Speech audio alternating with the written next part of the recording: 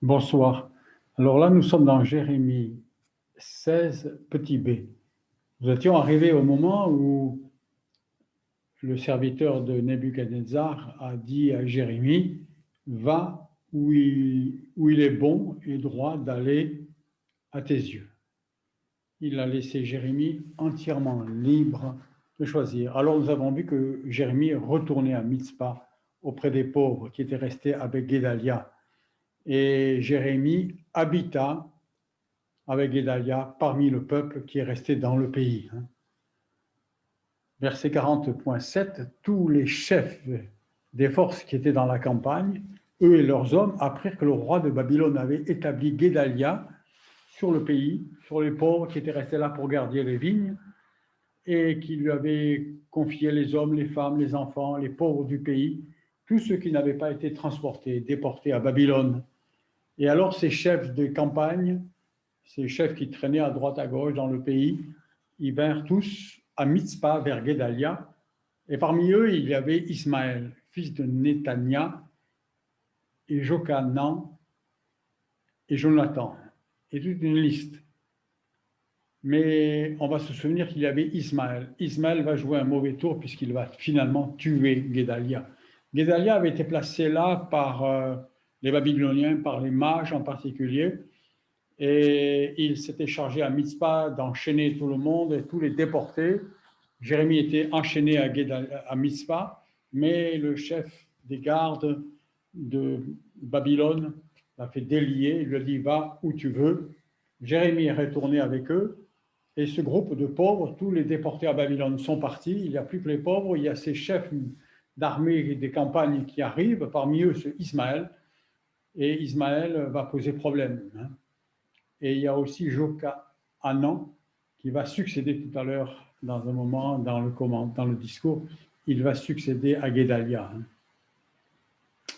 Verset 9, Guédalia leur jura à eux et à leurs hommes, disant, ne craignez pas de servir les Chaldéens, habitez dans le pays et servez le roi de Babylone, et vous vous en trouverez bien. En vérité, c'était le conseil de Dieu par la bouche de Jérémie. Mais ce que nous avons vu précédemment, c'est que le contexte nous laisse penser que Guédalia avait été en fait une sorte de collaborateur, c'était un idolâtre, et il avait été sélectionné par les mages parce que quelque part il avait une affinité. C'était un homme qui était des petits-fils du Shaphan, le scribe, et c'était sa famille qui était, pendant le temps de jeûne, nous avons vu, en train d'adorer les idoles dans le temple d'Israël. Alors il leur dit, servez les Chaldéens, parce que Guédalia avait été établi par l'autorité babylonien, et il savait que tant qu'on restait soumis aux Babyloniens, son pouvoir demeurerait. Il tirait son pouvoir des Babyloniens. Verset 10, il leur dit, et pour moi, voici, j'habite à Mitzpah, pour me tenir là, devant les Chaldéens, qui viendront vers nous. Et vous récoltez du vin, du fruit, de l'huile, et mettez-les dans vos vases, et habitez dans vos villes dont vous avez pris possession. En peu de mots, il leur dit, travaillez la vigne, et les Chaldéens nous ont établis pour cela, pour garder le pays. Et si je reste bien là, devant eux, vous ne craignez rien. Et alors, il y a aussi les Juifs qui étaient dans les pays voisins qui revinrent. Les Juifs qui étaient à Moab, à Ammon, parmi les fils d'Ammon, les Ammonites, et puis dans Édom, chez les Émonites, il y avait tous ces Juifs-là s'échappèrent, et ceux qui étaient dans tous ces pays, ces restés-là, ils entendirent le roi de Babylone avait accordé, ils entendirent dire sur France Info, je ne sais pas comment, que le roi de Babylone avait accordé un reste à Juda et qu'il avait établi sur tous ces pauvres du pays Guédalia, petit-fils de Shaphan. Et tous les Juifs retournèrent, tous ces Juifs de ces pays voisins retournèrent de tous les lieux où ils avaient été chassés et ils vinrent dans le pays de Juda, vers Guédalia, à Mitzpah. Ils récoltèrent les fruits en grande abondance. Il est 21h. Dans tout l'été. Pendant tout l'été, ils récupèrent les fruits en grande abondance. Le groupe de pauvres qui était là autour de Guédalia s'était enrichi doublement par ces chefs militaires qui traînaient les campagnes, dont ce Ismaël, et tous ces juifs dispersés des pays voisins qui étaient venus. Ils font une grosse récolte pendant l'été, mais il se trouve... Maintenant, il y a des ambitieux, et voilà que tous les chefs militaires, dont ce Jochanan, qui étaient là, ils sont venus voir Guédalia à Mitzpah et lui dire, sais-tu bien qu'un certain Baalis a envoyé Ismaël pour te frapper à mort? Mais Guédalia ne l'y crut point. Et Jochanan, parlant en secret à Guédalia à Mitzpah, disant, permets que j'aille, je te prie, tuer Ismaël, je le frapperai. Et comme ça, personne ne le saura. Pourquoi te frapperait-il à mort et que tous ceux de Juda qui sont rassemblés autour de toi seraient encore dispersés? Et pourquoi ce reste de tout Israël périrait en finalement? Laisse-moi aller tuer cet Ismaël. Mais Guédalia ne crut pas. Il ne crut pas que Ismaël allait le tuer. Et Guédalia dit à Jochanan, ne fais pas cette chose-là, c'est un mensonge que tu dis à l'égard d'Ismaël. Mais Jérémie 41, le chapitre nous apprend qu'au 7e mois, ils vinrent vers Guédalia de Mitzpah, ils mangent en l'air, il mangea du pain, ils ont partagé un repas avec lui, Ismaël et son groupe. Et Ismaël se leva, et les 10 hommes qui étaient avec lui frappèrent de l'épée Guédalia et le firent mourir. Lui que le roi de Babylone avait établi. Ismaël frappa tous les Juifs qui étaient à Guédalia à Mitzpah, avec Guédalia à Mitzpah. Et tous les Chaldéens qui se trouvaient là, les Babyloniens, ça veut dire qui se trouvaient là, c'était les hommes de guerre. Et alors, il arriva que 2 jours après qu'on ait fait mourir Guédalia, et que personne ne le savait, que des hommes vinrent de Sichem, de Silo, de Samarie, et ils s'étaient fait des vêtements déchirés, la barbe rasée, et ils étaient venus pour porter une offrande de l'encens pour aller au temple. Et alors Ismaël, qui avait tué Guédalia, sortit à leur rencontre. Et il pleurait. Et il leur dit, venez vers Guédalia. Il leur dit, venez Guédalia pour s'approcher de Dieu peut-être. Il arriva que quand ces hommes furent rentrés au milieu de la ville, Ismaël les égorgea. Et parmi eux, il se trouvèrent 10 hommes qui dirent, ne nous fais pas mourir, car nous avons des choses cachées dans la campagne, nous avons un trésor. Ils ont été rusés du froment, de l'orge, de l'huile. Et Ismaël est un homme intéressé. Quand il apprend qu'ils ont des choses de valeur, il ne les fit pas mourir parmi ses frères. Et la fosse où Ismaël jeta tous les cadavres des hommes qu'il tua à côté de Guédalia est celle que le roi Asa a fait construire pour Baïcha, ce roi du nord, ce roi de Samarie qui avait été pécheur. C'est là que Ismaël mit tous les gens tués. Cet Ismaël emmena captif tout le reste du peuple qui était à Mitzpah, les filles du roi, il y avait encore, et tous ceux qui étaient demeurés à Mitzpah, autour de Guédalia. Ismaël les emporta tous, les amenait captifs, pour les amener vers les Ammonites, vers les fils d'Ammon, un ennemi d'Israël. Mais Jochanan, celui qui avait voulu aller tuer Ismaël avant que les choses ne se produisent, et tous les chefs qui étaient avec lui apprirent le mal qu'Ismaël venait de faire en tuant Guédalia et tous ces pèlerins qui étaient venus. Ils ramassèrent tous les hommes qui étaient avec eux et allèrent combattre contre cet Ismaël. Ils le trouvèrent dans la grande plaine des eaux qui sont vers Gabaon. Et il arrivait que lorsque Ismaël vit ce Jochanan et toutes les forces qui étaient avec lui, le peuple qui était avec Ismaël comprit que la délivrance était possible et ils firent volte-face.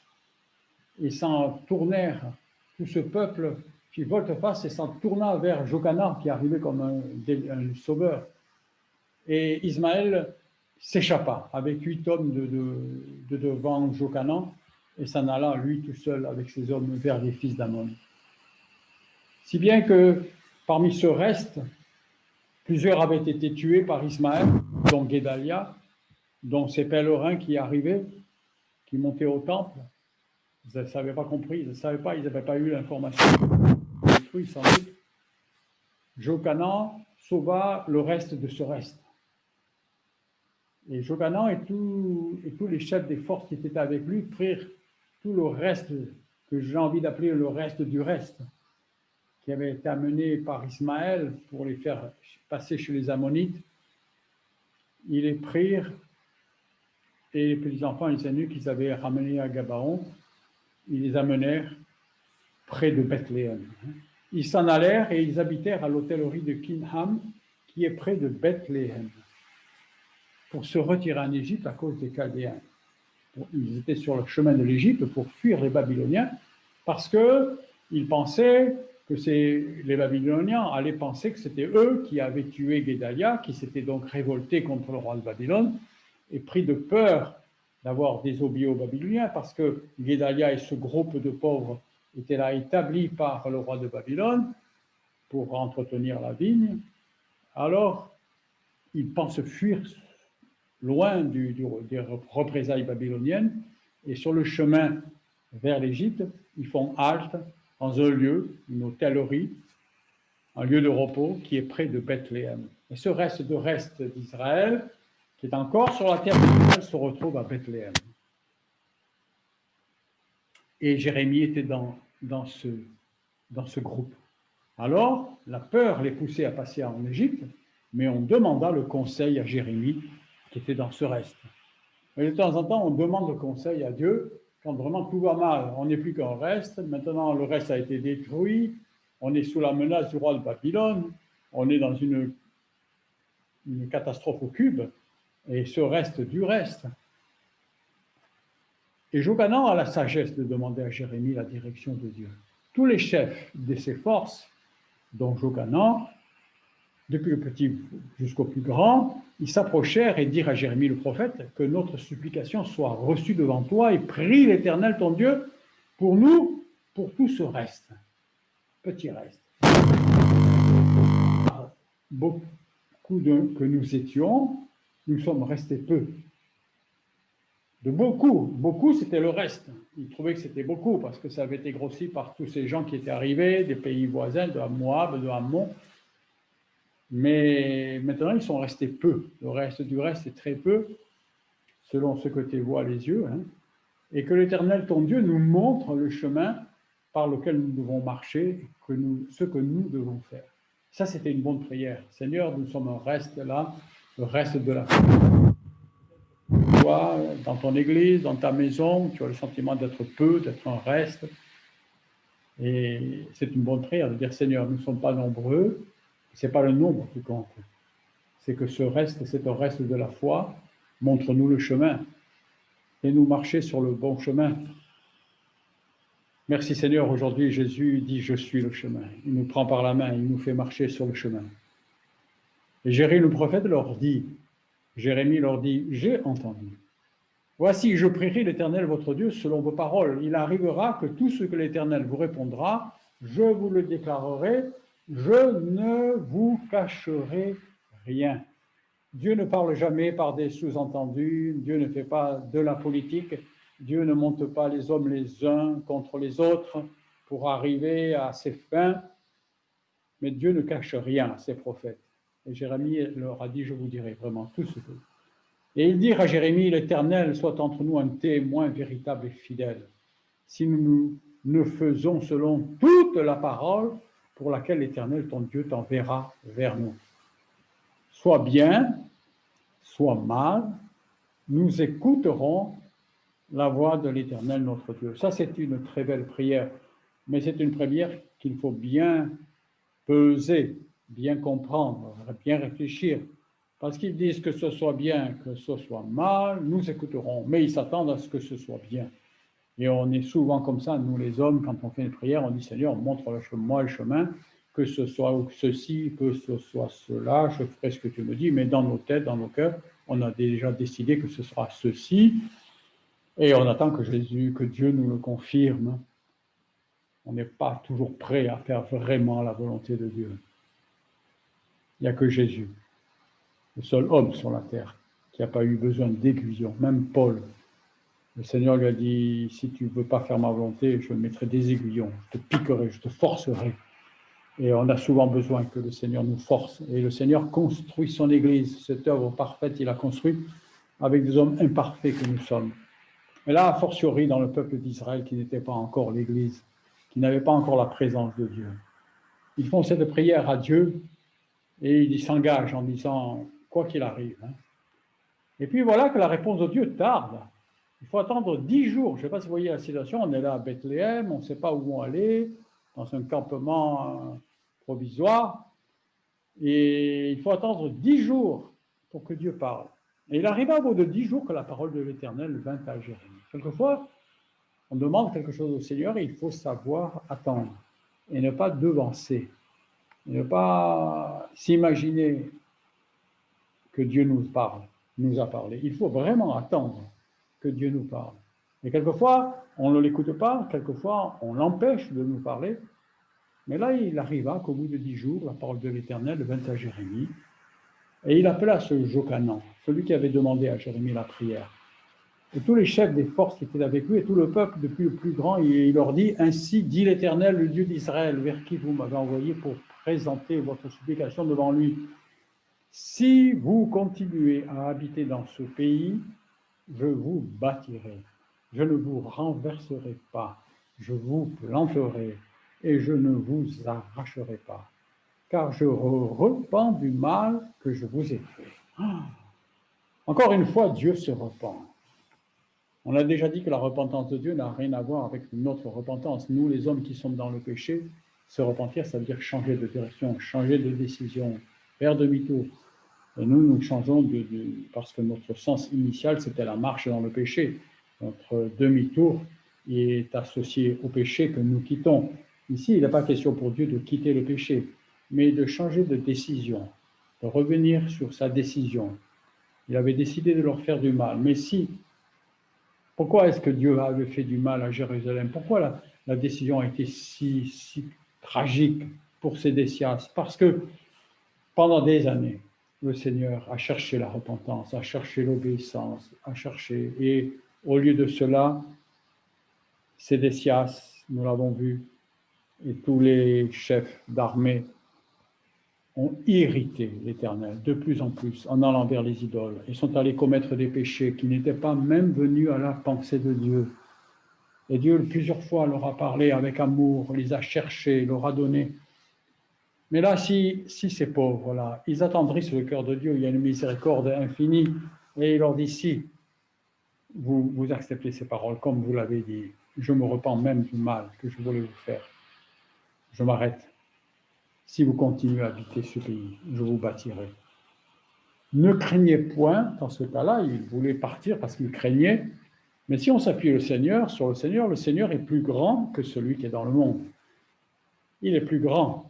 Ne craignez point donc le roi de Babylone dont vous avez peur. Ne le craignez pas, dit l'Éternel, car je suis avec vous pour vous sauver et vous délivrer de sa main. Et j'userai de miséricorde envers vous. Et il aura pitié de vous, Babylone, et vous fera retourner dans votre terre. Non seulement il aura pitié, mais il va les réinstaller dans la terre. Mais si vous dites, nous n'habiterons pas dans ce pays, et que vous n'écoutiez pas la voix de l'Éternel, votre Dieu, en disant non, nous irons dans le pays d'Égypte, où nous ne verrons pas la guerre, et où nous n'entendrons pas le son de la trompette des armées, et où nous n'aurons pas de disette de pain, et nous habiterons là, en Égypte, alors le danger est en Égypte. Au verset 15, Dieu dit, et maintenant, à cause de cela, écoutez la parole de l'Éternel, vous le reste du reste, j'ai envie de dire. Ainsi dit l'Éternel des armées, le Saint d'Israël, si vous tournez vos faces pour aller en Égypte et que vous y alliez pour demeurer, il arrivera que l'épée dont vous avez peur vous atteindra là. Dans le pays d'Égypte, la famine que vous craignez vous suivra de près, là, en Égypte, et vous y mourrez. Et il arrivera que tous les hommes qui auront tourné leur face pour aller en Égypte et à peine d'y séjourner mourront par l'épée, par la famine et par la peste. Nous savons tous que spirituellement, l'Égypte représentait le pays de l'esclavage d'Israël, qui représente ce qui pour nous est le monde, l'esclavage du péché dont nous sommes sortis. Et voilà que pour fuir un ennemi, ils étaient prêts à retourner dans le monde, dans l'Égypte, dans l'ennemi dans l'esclavage dont Dieu les avait délivrés. Il n'y aura pour eux, pour ceux qui retournent, ni reste, ni rescapé devant le mal que je vais faire venir sur eux. Dieu est prêt à se repentir du mal. Et dans tous les temps, Dieu est prêt à faire grâce si on écoute sa parole, si on se tourne vers lui, si on se repent, si on accepte. Mais pour ceux qui encore dans ce reste veulent encore désobéir, Dieu dit pour eux, il n'y aura plus de reste. Et nous avons déjà dit souvent que quand Dieu qu'il n'y aura plus de reste, on verra qu'il dira plus loin, il n'y aura plus de reste, sauf quelques rescapés. En fait, malgré la colère qui va venir sur l'Égypte et qui les frappera, il y aura encore un reste de reste de reste. Il y a toujours un reste avec Dieu. Car ainsi dit l'Éternel des armées, le Dieu d'Israël, comme ma colère et ma fureur ont été versées sur les habitants de Jérusalem, ainsi ma fureur sera versée sur vous si vous allez en Égypte ici, et vous serez une exécration, une désolation, une malédiction et une opprobre, une honte. Et vous ne verrez plus ce lieu, c'est-à-dire vous ne reviendrez plus jamais en Israël. L'Éternel vous a dit, reste de Juda, n'allez pas en Égypte. Sachez certainement que je vous ai averti aujourd'hui. Et cet avertissement solennel, il est pour toi qui lis, qui écoute, pour toi mon ami, il est pour moi, il est pour tous nous tous, les croyants, qui sont le reste de la foi. Si tu retournes dans le monde, tu cours un grand risque. Ne pense pas que dans le monde, tu seras bien. Ne pense pas que dans le monde, tu seras accueilli. Tout va aller très mal dans le monde. Et le secours, il est en Jésus, il est dans la présence de Dieu. Ce n'est pas dans le monde qu'il y aura du secours. Et le Seigneur leur dit, vous êtes séduits vous-même, car vous êtes séduits vous-même dans vos âmes. Remarquez qu'ils avaient dit, quoi que tu dises en bien ou en mal, nous le ferons. Et le Seigneur leur parle, ils n'ont pas répondu, nous irons, n'y irons pas. Mais le Seigneur connaît leur cœur, il connaît qu'ils ne veulent pas aller en Égypte et qu'ils ne vont pas le faire. Alors, le Seigneur répond à leurs problèmes avant qu'ils aient répondu. Et c'est souvent ce qui nous arrive, on prie, on ne veut pas faire la chose, mais le Seigneur voit nos cœurs et il connaît nos décisions. Vous vous êtes séduits vous-même dans vos âmes. Et vous m'avez envoyé vers l'Éternel, votre Dieu, en disant, prie l'Éternel. C'est Jérémie qui parle. Vous êtes séduits. C'est-à-dire, Jérémie va dire, d'accord, on aura la bénédiction de Dieu pour aller en Égypte. Prie l'Éternel notre Dieu pour nous, selon tout ce que l'Éternel notre Dieu dira, ainsi déclare-nous, et nous le ferons. Ils avaient dit ça. Et je vous l'ai déclaré aujourd'hui, et vous n'avez pas écouté la voix de l'Éternel, votre Dieu, ni tous ceux avec quoi il m'a envoyé vers vous. Les preuves, tous les accomplissements, tout ce que Jérémie avait dit, c'est accompli. Et maintenant, sachez certainement que vous mourrez par l'épée, par la famine et par la peste dans le lieu où vous avez désiré aller pour séjourner. Et lorsque Jérémie eut achevé de dire à tout le peuple toutes les paroles de l'Éternel, il arriva qu'Azaria et Jochanan et tous les hommes orgueilleux parlèrent à Jérémie, disant, c'est un mensonge que tu dis. Et c'est le même. Ce Jochanan, c'est lui qui avait voulu sauver Guédalia, qui avait dit, laisse-moi aller tuer cet Ismaël. C'est lui qui a sauvé le reste, qui a fait fuir Ismaël chez les fils d'Amon avec sa dizaine de copains. Et c'est lui qui a amené le reste à Bethléem, se reposer avant de passer en Égypte, et qui, avant de passer en Égypte, a dit ce serait quand même bien d'avoir la bénédiction de Dieu, et qui a dit quoi que nous entendrons, nous le ferons, mais en fait c'était un orgueilleux. Et l'orgueilleux n'écoute pas le conseil du prophète, quand le conseil n'est pas celui qu'il attend. Quelque part, il donnait à Jérémie l'honneur de lui dire ce que tu veux faire est bien. Mais voilà, ils se sont pris dans un propre piège parce qu'ils ont voulu savoir la volonté de Dieu. Et quelque part, ils auraient mieux fait de ne pas la demander. Parce que quelque part, ils auraient pu dire on ne savait pas. Mais ils ont la folie de demander la volonté de Dieu, mais d'être orgueilleux et de ne pas vouloir la faire. Alors, ils se sont pris eux-mêmes dans un piège. Quand on va vers le Seigneur pour lui demander un conseil, il faut aussi comprendre que ça veut dire que Dieu va parler. Et que s'il parle, il faut vraiment l'écouter. Là, ils l'ont contré, au contraire. Il dit, c'est un mensonge que tu dis. L'Éternel, notre Dieu, ne t'a pas envoyé pour nous dire, n'allez point en Égypte pour y séjourner. Mais Baruch, le scribe, celui qui avait lu le livre, le serviteur de Jérémie, il t'incite contre nous afin de nous livrer à la main des Babyloniens pour nous faire mourir et pour nous transporter à Babylone. En gros, ils disent, tu ne veux pas qu'on aille en Égypte parce que Baruch a dit de nous faire livrer aux Babyloniens. Et Baruch se venge, et quelque part, en restant ici en Israël, le roi de Babylone va venir. Et finalement, ce Jochanan et tous les chefs des forces qui étaient là avec ce reste, et tout le peuple, n'écoutèrent point la voix de l'Éternel.